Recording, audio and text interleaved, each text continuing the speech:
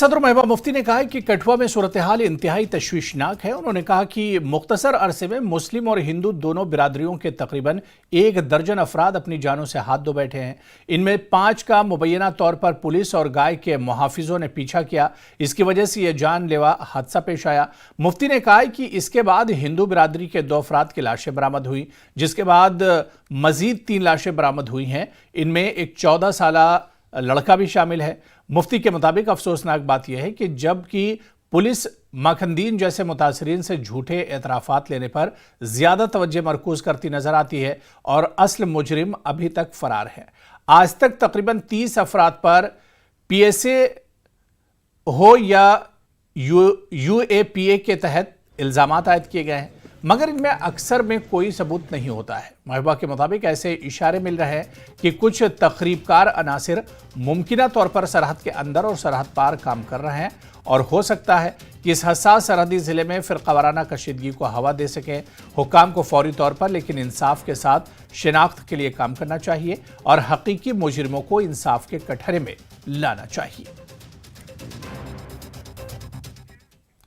तो वहीं बीजेपी के सीनियर लीडर और कायद हिज़्ब इख्तिलाफ सुनील शर्मा 3 नौजवानों के कत्ल के खिलाफ जारी एहतजाज में शामिल होने के लिए बुलावर पहुंचे थे। शर्मा ने महबूबा मुफ्ती के बयान की मजम्मत की। उन्होंने कहा कि मरकजी हुकूमत जम्मू कश्मीर में दहशतगर्दी के माहौलियाती निज़ाम को तबाह करने के लिए मुनासिब इकदाम करेगी।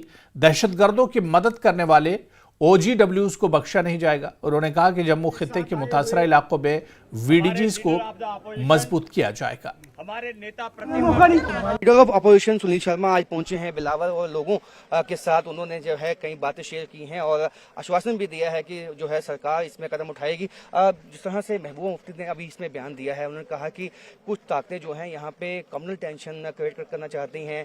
पिछले कुछ समय में कई जाने चले गई हैं, लेकिन इसमें कोई भी ऐसी कार्रवाई नहीं देखने में आई है। मुझे लगता है कि मैडम महबूबा मुफ्ती मानसिक तौर से बीमार है। ऐसी हत्याओं पे, ऐसी किलिंग्स पे, ऐसी शहादतों पे वो सियासत करना चाहती है। मुझे तो उस पर तरस आ रहा है। इससे अतिरिक्त मैं कुछ नहीं कहूँगा। उनकी बुनियाद, उनकी बेस, उनका आधार जो है वो अलगाववाद पे बना हुआ है। वो उसी प्रकार की बातें करेंगी।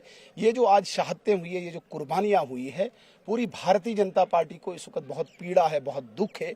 इसीलिए नेतृत्व ने भी हमें कहा कि यहाँ के जो स्थानीय विधायक हैं, जो कल से उस स्थान पे थे जहाँ पे हादसा हुआ, राजीव जसरोटिया जी, विजय जी, अपने DDC चेयरमैन साहब, हम सबको बोला कि लोकल लोगों के साथ मिलके उन्हें ये विश्वास दीजिए कि नरेंद्र मोदी जी इन शहादतों को ज़ाया नहीं होने देंगे और जो एक सुनियोजित ढंग से, एक चाल से जम्मू को अशांत करने की कोशिश की जा रही है, इसको ध्वस्त करके रहेंगे। जो इनका सपोर्ट स्ट्रक्चर एक बना हुआ है, एक नया मॉड्यूल जो आया हुआ है आतंकवाद को, इस नए मॉड्यूल को भी दफन करेंगे। और सपोर्ट स्ट्रक्चर में चाहे इनके OGWs हैं, चाहे इनके सोर्सेज हैं, चाहे इनके इंफॉर्मेशन पहुंचाने वाले लोग हैं, चाहे कोई भी सिंपैथाइजर हो, सबसे पहले उसको निशाना करके उसकी जगह पहुंचाना हमारी प्रायोरिटी। मांगे इन्होंने उठाई, VDG सदस्य और सेना की चौकियों की मांग की इन्होंने। देखिए, VDG इस वक्त बन रहे हैं और नरेंद्र मोदी जी सरकार काफी चिंतित है।